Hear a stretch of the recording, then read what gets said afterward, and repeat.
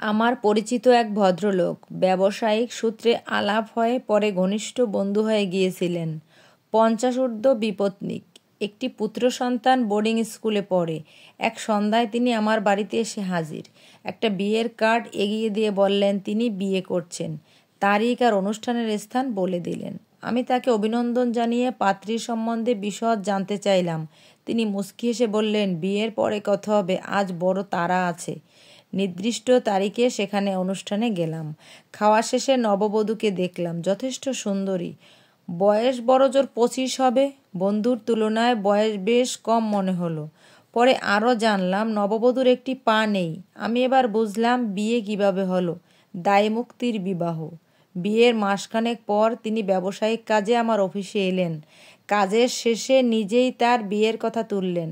আমি এখানে বাকি আলাপ তার নিজের জবানিতে দিচ্ছি। আমার স্ত্রী গত হয়েছেন 12 বছর আগে। শিশু সন্তানকে নিয়ে আমি একা হয়ে পড়লাম। অনেকেই বারবার আমাকে পুনরায় বিয়ে করার তাগিদ দিয়েছিলেন। আমি পুত্রের মুখ চেয়ে রাজি হইনি, তবে শারীরিক চাহিদার কারণে মাঝে মাঝে বারবনিতার সঙ্গ নিতাম। আমার এক বিশ্বস্ত লোক আমাকে নির্দিষ্ট কিছু বাড়িতে নিয়ে যেত, যেখানে গেলে বোঝাই যেত না সেখানে দেহ ব্যবসা হয়। কয়েকটি মেয়ে থাকতো, তাদের মধ্যে থেকে একজনকে বেছে নিয়ে সময় কাটিয়ে ফিরে আসতাম। এমনই করে বছর 3 কাটানোর পর আমার বিশ্বস্ত লোকটি জানালো যে সে একটি নতুন ঠিকানা পেয়েছে, সেখানে কিছু নতুন মেয়ের সন্ধান পেয়েছে। এক সন্ধ্যায় আমি গেলাম তার সাথে। এক অভিজাত এলাকায় বাড়িটি। যে ঘরে নিয়ে গেল সেখানে 60টি মেয়ে কয়েকটি সোফায় বসে নিজেদের মধ্যে আলাপ করছিল। অদূরে আরেকটি মেয়ে 2টি বাচ্চাকে সঙ্গ দিচ্ছিল। সেই মেয়েটির বেশভূষা অন্য মেয়েদের তুলনায় যথেষ্ট মার্জিত। আমি সবাইকে দেখলাম। দেখে আমি পাশের ঘরে চলে গেলাম। সেখানে একটি লোক এসে দাঁড়ালো। বলল, বলেন স্যার, কাকে আপনার চাই? আমি ডেকে আনছি। পছন্দ না হইলে আমাদের কাছে আরও মেয়ে আছে। আমি বললাম, যে মেয়েটি বাচ্চা কোলে বসে আছে তাকে চাই। কথা শুনে লোকটি চমকে উঠল। বলল, না স্যার, এটা কোনো মতেই সম্ভব না। আমি জোর দিয়ে বললাম, আমি ওই মেয়েটিকেই চাই। একবার, দুবার, কয়েকবার বলার পর লোকটি বলল, আপনি একটু বসেন, আমি আমাদের সর্দারিনীকে ডাকি। কিছু পরে বেশ স্থূলকায় মধ্যবয়সী এক মহিলা এসে আমার সামনে বসলো। তার গা ভর্তি সোনার গয়না। মনেই হচ্ছে না বারবনিতা। আমার কথা শুনে সে বলল, ওই মেয়েটিকে কোনো মতেই দিতে পারবো না। কারণ জানতে চাইলে বলল, মেয়েটির একটা পা নেই। খুব ছোটবেলায় দুর্ঘটনায় একটি পা হারিয়েছে। দারিদ্র্যের কারণে তার মা তাকে আমার কাছে রেখে গেছে। সেই থেকে সে আমার কাছেই থাকে, বাচ্চাদের দেখাশোনা করে। আমি এবার বললাম, ঠিক আছে, তুমি তাকে আমার কাছে পাঠাও, আমি এখানে বসে শুধু কথা বলে চলে যাব। যা টাকা লাগে দেব। মহিলা থ মেরে আমার দিকে তাকিয়ে থেকে বলল, 1 ঘন্টায় 2000 টাকা দিতে হবে। আমি তাতেই রাজি হলাম। সে তখন দালালকে বলল, এই শিউলির এখানে নিয়ে আয়। কিছু পরে একটা ক্রাসে ভর দিয়ে শিউলি আমার কাছে এলো। আমার সামনে একটা সোফায় মাথা নিচু করে বসলো। আমি মোহিত হয়ে অপলক দৃষ্টিতে তাকিয়েছি শিউলির দিকে। সাধারণত বারবনিতারা এমন হয় না। আমি তার সাথে কথা বলতে লাগলাম। সে খুব সামান্যই উত্তর দিচ্ছিল। 1 ঘন্টা কেটে গেল। আমি তার কাছ থেকে বিদায় নিয়ে চলে এলাম। সারা রাত ঘোরের মধ্যে কাটালাম। শিউলির কথা ভাবতে ভাবতে এক ফোঁটা ঘুমাতে পারলাম না।